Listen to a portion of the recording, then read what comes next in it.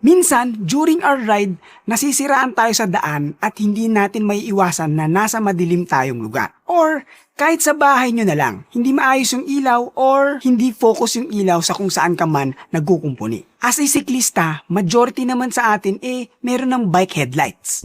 Wala pa? Diyos ko naman. Kung wala pa, maglilink ako ng choices mo sa description. Mga ilaw, mamimili ka na lang dyan at i-check out mo na. Importanteng meron ka niyan. Anyway, ang hack natin ay gagamitin mong work lights ang iyong headlights. Ang kinagandahan kasi ng mga headlights ng bike ay na-mount ito sa kung saan-saan sa bike. So, kung nasiraan ka sa madilim na lugar, pwede mo itong i-mount sa bike mo at itutok mo sa lugar kung saan may sira. For example, nagkaroon ka ng problema sa preno or caliper. I-mount mo lang yung lights sa isang parte ng bike mo at itutok mo ito doon sa preno or sa kung saan man na kailangan mong magtrabaho. So, makikita mo na yung ginagawa mo. Hindi mo na kailangan ng taghawak ng ilaw.